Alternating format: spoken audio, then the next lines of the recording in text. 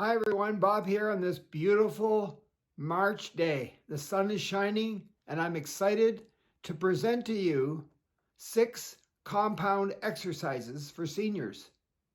The workout today is very important because these are the best 6 compound exercises that have been around for a long time in the fitness world.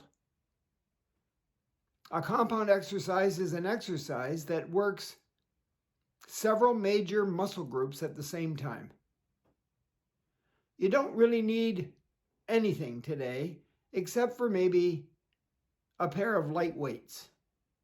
And remember, when you're working with weights other than your body weight, you would be wise to choose something that you can do many repetitions with. Not that we're going to do that many today. So get your weights and get ready, and let's get started. Our warm-up today is a Qi Gong warm-up. Remember, Qi Gong is a series of exercises that involves yoga moves and Tai Chi moves. Most of the moves are done very slowly and very precisely. We want you to know exactly what muscle groups you're working at all times. That's called working or exercising with intention. Let's begin at the top of our head. I want you to imagine that someone is pulling the top of your head right in the middle, straight up to the sky. Your feet are shoulder width apart, your shoulders are relaxed, and you're standing as tall as possible. And then very slowly, you're going to turn your head to the left as far as you can without any pain, and then back to center. And let's not pause today. Let's just keep moving. To the right as far as you can, and then back to center, and then up, and then all the way down. Let's take a cleansing breath. In through the nose, out through the mouth.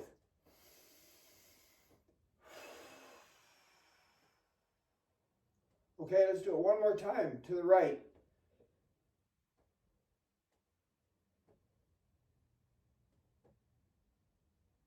To the left. Take your time. Back to center. And then all the way up. And all the way down. Good. Pull up your shoulders to your ears. And push your hands into the floor. Up go the shoulders. Down go the hands. One more time. Up go the shoulders. Down go the hands. Good. Let's just swing our arms. See if there's any pain in the shoulder joint. If not, let's go for a little swim. Our feet are still grounded into the floor for balance. Swim backwards. That's it. You can move the hips a little bit. Let's do the breaststroke. I'm pushing my knees forward a little tiny bit, and I'm doing a little baby shrimp squat. And then with our arms really wide, let's just flip the hands over, flip them over that way. That's it, right from the shoulder joint to the tips of your fingers. That's it, roll those arms. And one more time. Good, hands on your hips. We're just going to bend down and bow and come back up and do a little bit of a lean back. Not too fast. The feet are still grounded into the floor, and lean back. Let's try one more of those. Down and back. Good. Let's just push our hips to the one side and then to the other side. One side, other side. One more. Hips need to be reset sometimes. Good. Now pretend you have maybe a hula hoop. Your hands are still on the crest of your hip bone there. Fingers at the front, thumbs at the back. And you're doing a little bit of a slow motion hula hoop action. How about the other way? Can you hula hoop the other way too? Good work. Good. Put your feet together. Your hands at your sides. Okay, and then up and down like a bird. Just relax the arms. Use your hands for wings.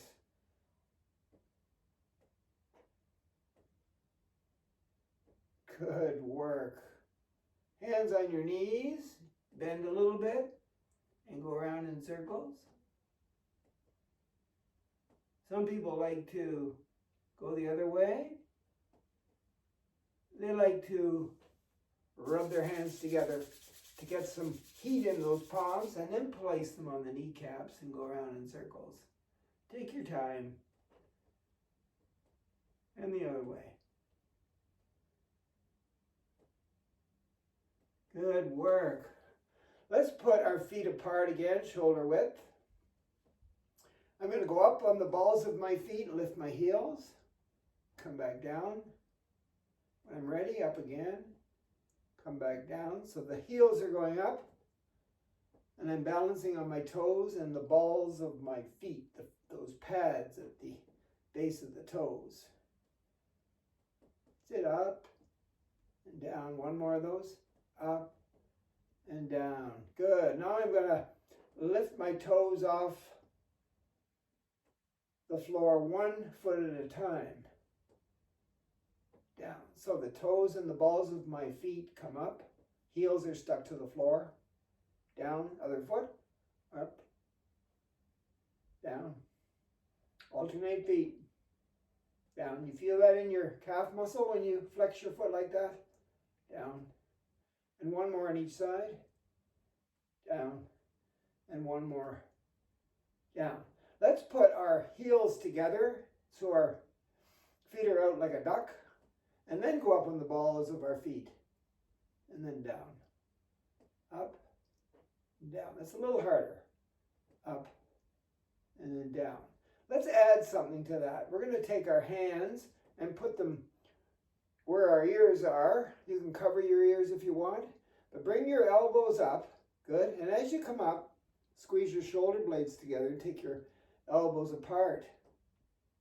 So we're standing like a duck. We're raising our heels. We've got our hands over our ears, or maybe at the temple there. Lift those elbows up, and as we come up, we push the shoulder blades together.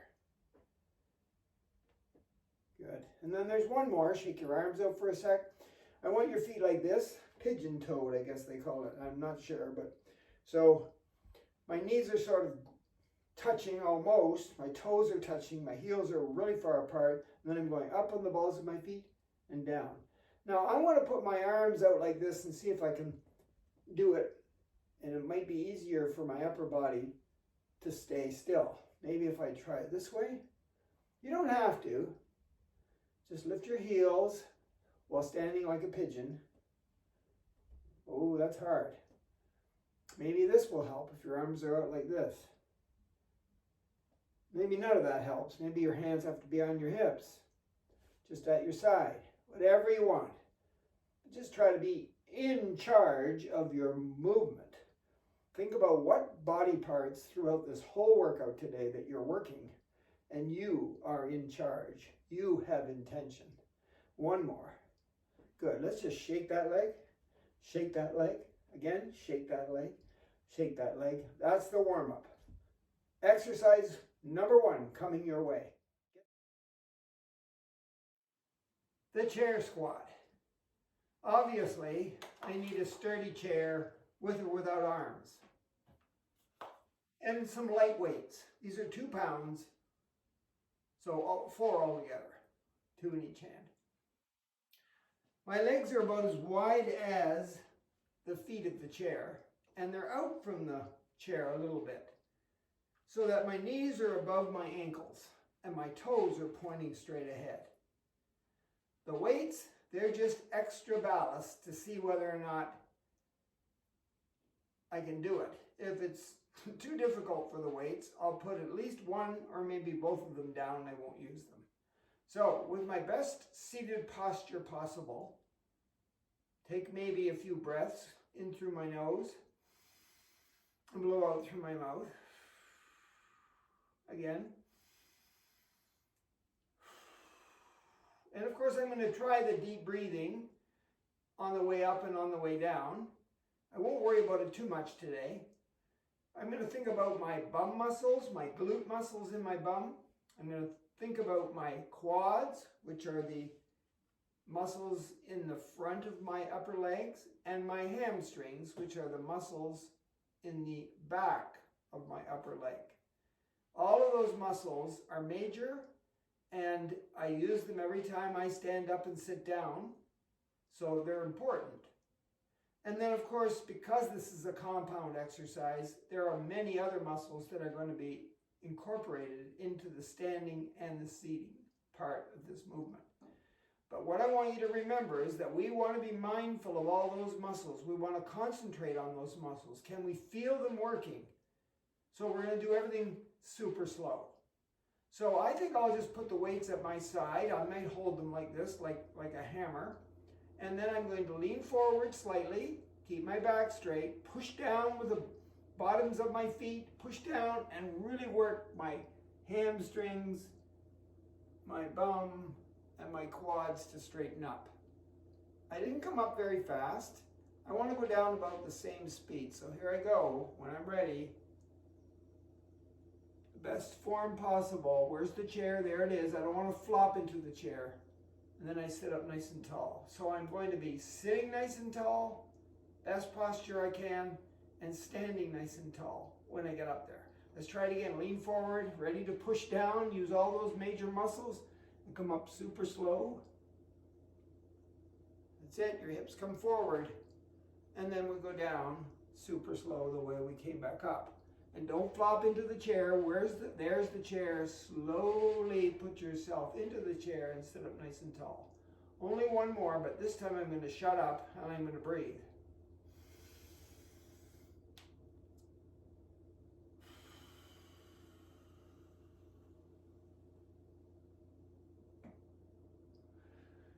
It's very difficult to incorporate the breath with the movement. You've got to do a lot of practice. But I found that whatever is the harder of the two movements, the coming up or the going down, the harder is when I'm going to blow out or exhale. So maybe I'll just take a deep breath in before I even move, and then blow out on the way up. And then when I get up there, take another deep breath and blow out on the way down. Let's try that, and then we'll call it quits for the squat.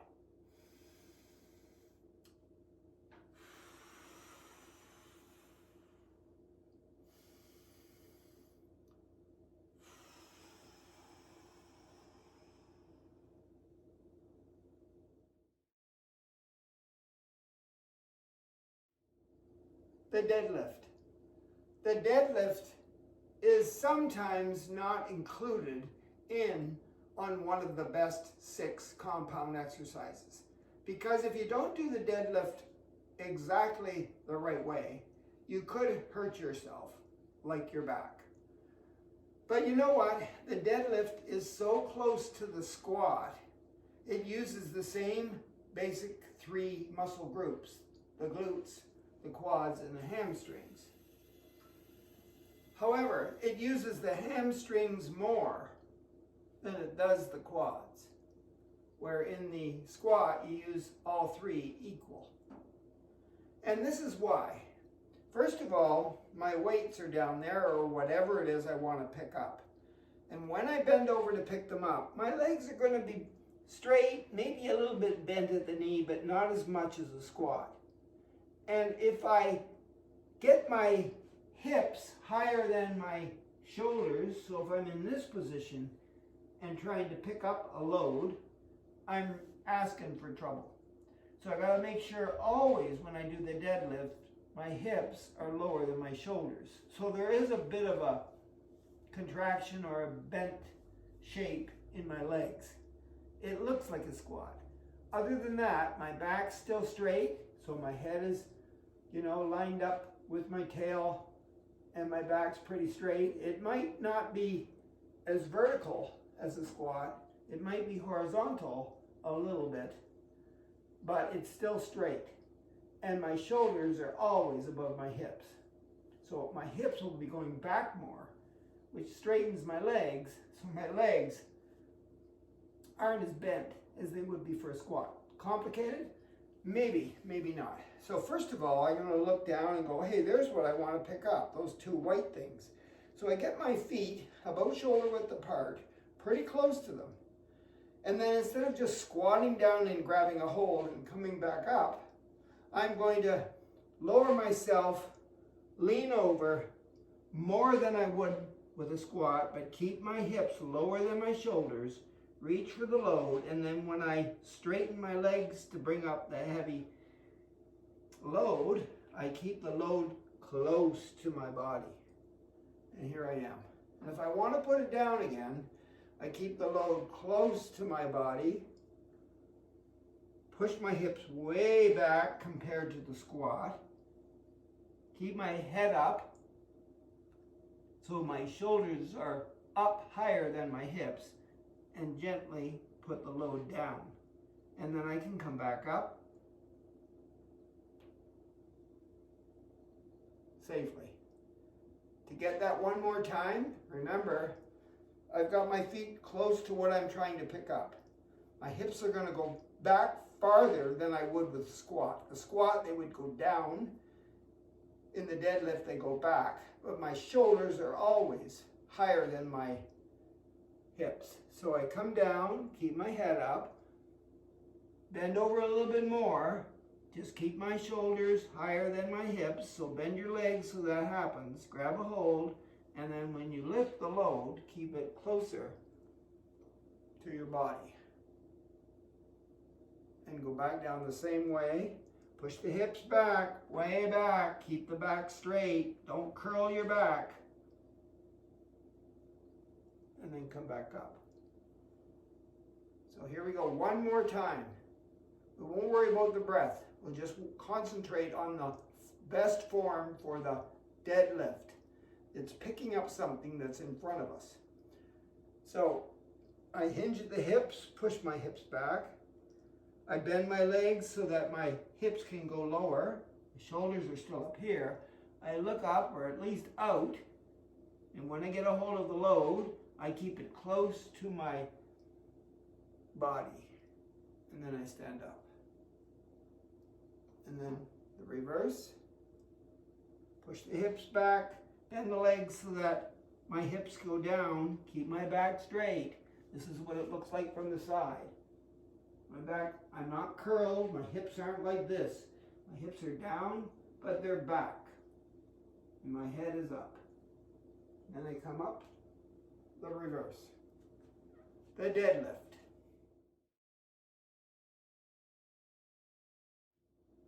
The lunge. It's also a compound exercise. It even uses more muscles than the squat or the deadlift. It's harder to do because your legs are going to be apart. And when your legs are apart, your stability isn't 100%. So you better have strong muscles, especially the core muscles. Otherwise, maybe you want to not do the lunge until you've worked your way into it. Anyway, we're going to do the lunge. I'm going to hold on to the chair with the inside hand and the weight with the outside hand. I'm going to shift my weight to the leg closest to the chair because this one's coming up and it's going back.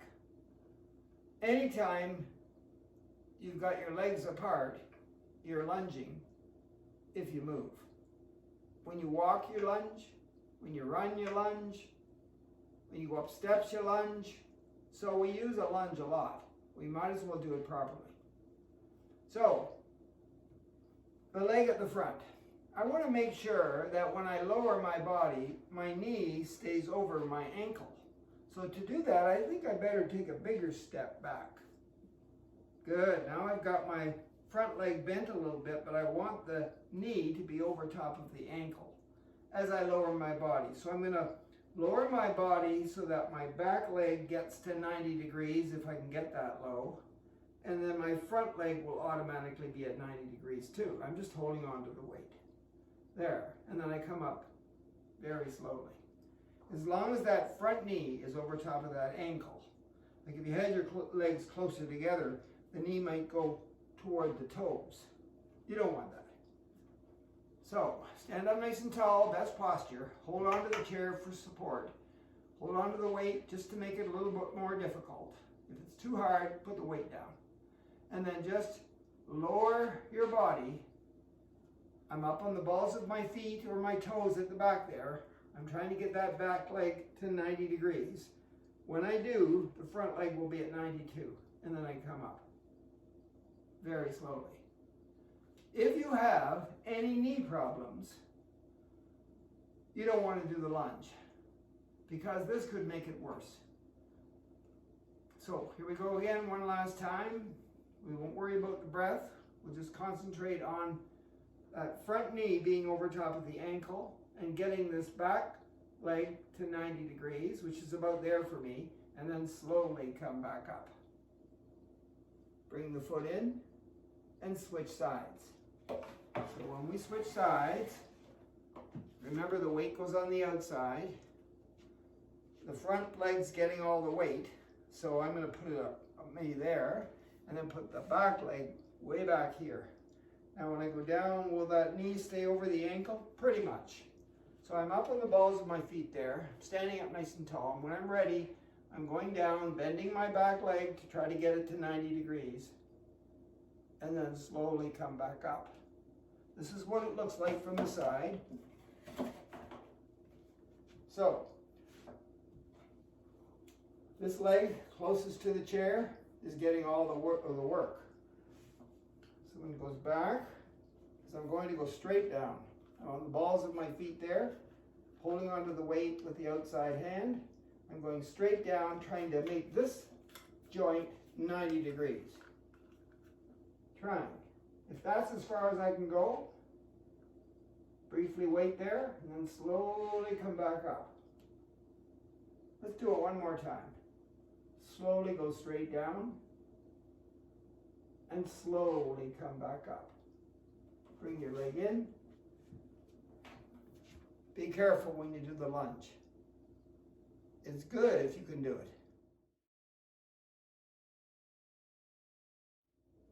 The press.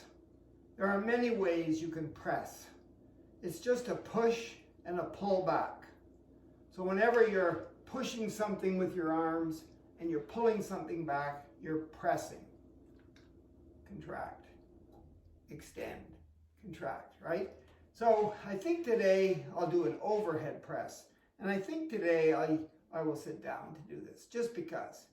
So I'm going to sit up nice and tall on the edge of my chair. My feet are shoulder width apart. My toes are pointing straight ahead. I'm going to make sure my hips are in neutral, which means I'm not sagging and I'm not pushing them forward too far. I'm just keeping them in the middle there so it feels right for me. That's where I feel most comfortable. And then I'm going to raise my arms up, holding onto those weights with, fingers on one side, thumb on the other of the weight handle there. And I've got my arms in a goalpost position, so it's 90 degrees at the elbow joint on both sides. And they're right here. They're not back here. They're not out in front. They're right beside my head. I can look straight ahead and see my weights with my peripheral vision. I'm sitting nice and tall, and when I'm ready, I'm just going to straighten my arms and bring the weights way up as high as I can over top of my head with my arms really straight. And then when I'm ready, I'm going to very slowly, remember we're doing these compound exercises today, super slow, so that we can be mindful of the muscles that we're working. So I'm focused on the movement and the muscles that are allowing me to move. When I'm ready, maybe I'll take the deep breath in and then blow out on the way up.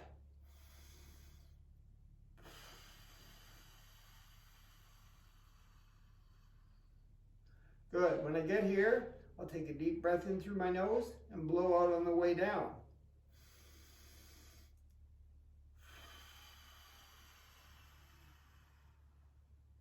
Can you do another one?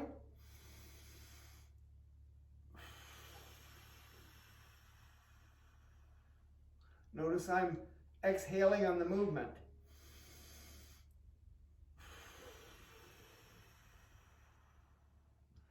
Let's do one more, but even slower.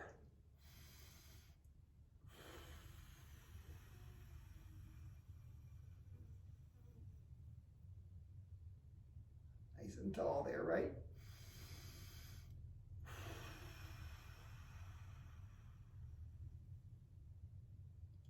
Goal pose position, press, overhead, and relax. This is a standing push-up, and I am pushing myself up away from the chair. Or you can call it a push away or a push back, but it's a push for sure. It's a press, but it's a more sophisticated press. So I'm going to stand with a bit of my weights here. I don't want to use them for this because my hands are going to be busy on the chair here. I'm holding onto my sturdy chair with my palms on the chair about shoulder width apart. My arms are straight. I'm going to put my feet back, toes pointing straight toward the chair. My legs are going to be really, really straight, and I'm going to stand up nice and tall on an angle. And then I'm going to lower my body toward the chair. My arms are bending at the elbows, and the elbows are coming down. I can feel that when I do this because I'm flexing my feet by bringing my legs toward the toes, even though they're straight. So I can feel it in the back of my legs. So my calf muscles especially. My feet are very important for stabilization. I'm working my shoulders, my back, my front. A great compound exercise called the push-up or push away.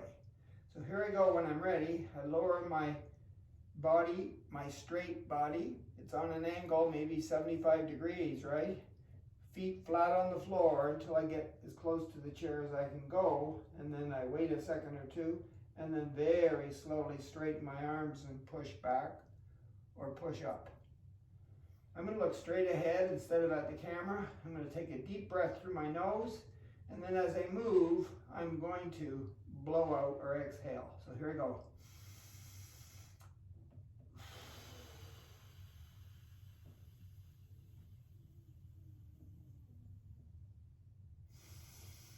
And return.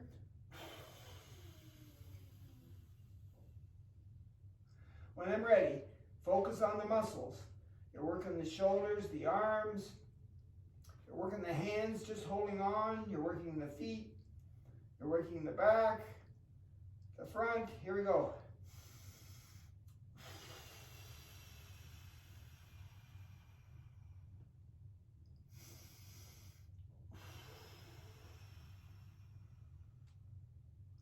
And one more time.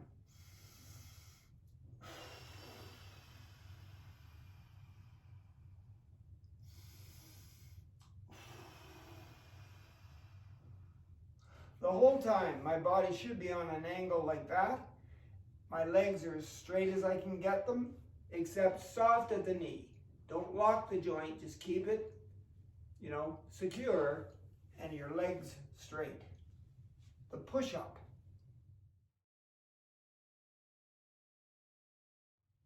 The last compound exercise is the standing bridge. And I'm going to do this without a wall and without a chair. I'm going to stand so you can see me from the side. Watch closely first. My best standing posture possible. That means my head is being pulled up nice and tall. My chin is pushed back into my neck, so my ears are over my shoulders. My shoulders are down and back a little tiny bit and relaxed. My arms are at my side. My hips are in neutral. They're not too far forward and they're not too far back. They're right in the middle there for me. Everybody's different. Find your sweet spot for your hips. My legs are straight. My feet are grounded. My toes are pointing straight ahead. My legs are shoulder width apart. Lots to think about when you're talking about standing posture, right? It's an exercise in itself. Anyway, when I'm ready, I am going to raise my arms up very slowly right in front of my body. I haven't done anything yet except raise my arms. And as they get to here, now I start to lean back as I lift my arms up higher. And I push my hips forward, keeping my legs straight, my back straight, even though I'm arching at the lumbar spine, until I get to where I think is far enough for me. And then I wait a second or two, and then I slowly, very slowly, so I can be mindful, think about the muscles that I'm using. I mean, I think I'm using every muscle in my body that's pretty much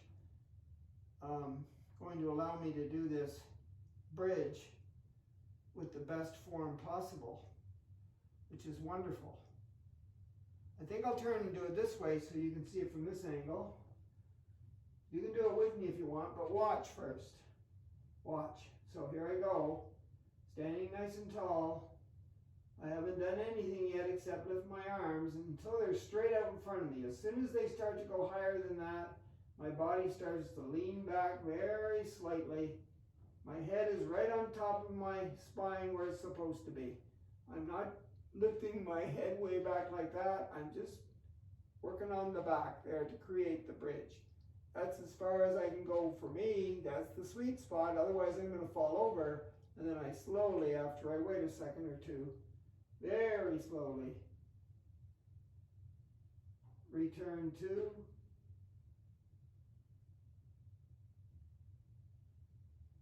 the best standing posture possible for me. Okay, so I'm going to face you, you face me. Let's do it at least once together. So I'm watching you.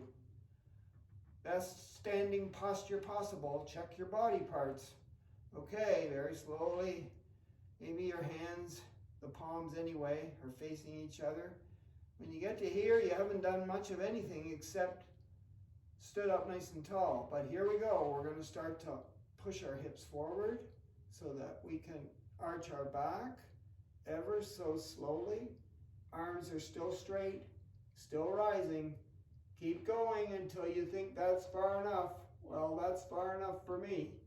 So I wait a second until you guys are ready to go back down. Here we go, very slowly. We could be exhaling right here, blowing out. But you know, I want this to be super slow so you can be super mindful of all those muscles that you're using just to do a bridge. And how many could you do?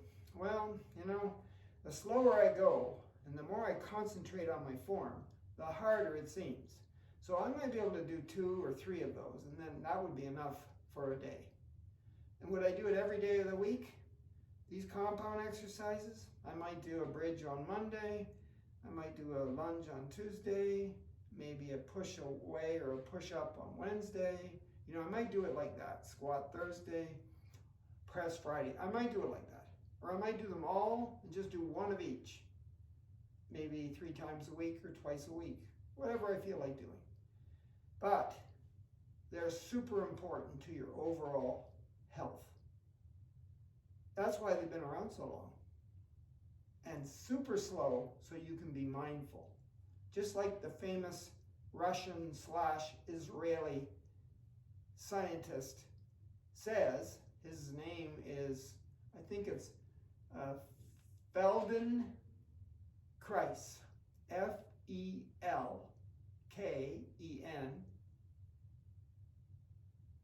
No, it's Felden, F-E-L-D-E-N, Kreis, K-R-A-I-S. Yes, that's it, Feldenkrais. That's his last name. His first name was Moshe, and he was from the Ukraine, Russia, and then he moved eventually to Israel, spent most of his life there. Anyway, he's all about being mindful and moving and making that body-mind connection, the nervous system and the muscular system, connecting the two to get the best benefit out of exercise. Just as we should always begin a workout with a warm-up, we should end the workout with a stretch.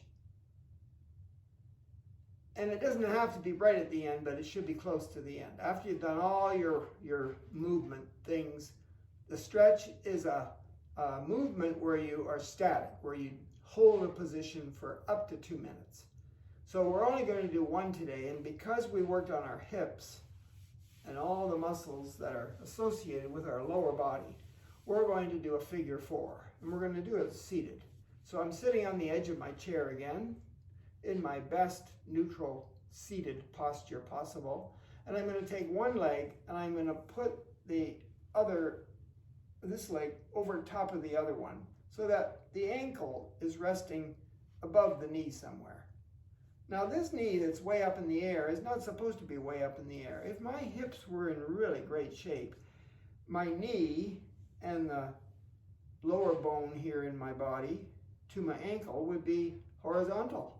So I'm going to hold on to my foot here, and I'm going to keep this leg here glued to this other one above my knee, but I'm going to hold on to my foot down there with one hand and push on the inside of the knee with the other hand to try to get my leg more horizontal.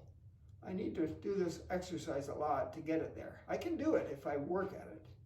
So I'm not working at it enough, and I'm just sitting up nice and tall as I'm pushing down on the inside of my leg, and I can feel all kinds of things going on here in my hips. And how long do I hold it? Until I can't hold it anymore, or up to 2 whole minutes. And you might think, well, what am I going to do for 2 whole minutes? You could deep breathe, which gives your muscles more oxygen. You could. Or you could watch something interesting on your TV, or listen to music. Think about how beautiful it is outside in the wintertime. But whatever you do, try to hold this as long as you can, or up to 2 minutes.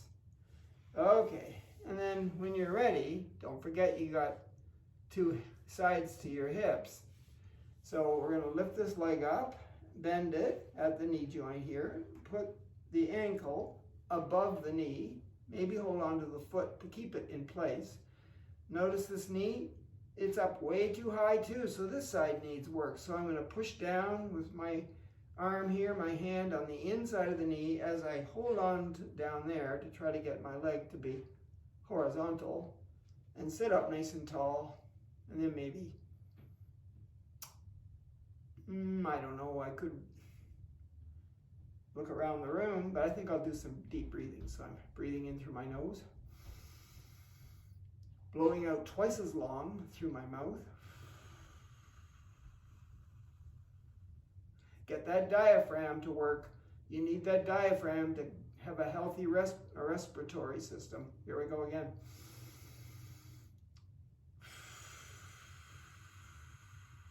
Keep pushing down. Has it been a minute yet? Let's try one more time.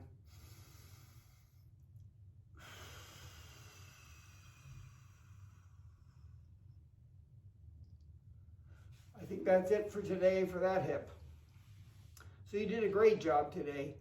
If you can hang in there for a few more minutes, I've got a really special meditation that will help you sleep.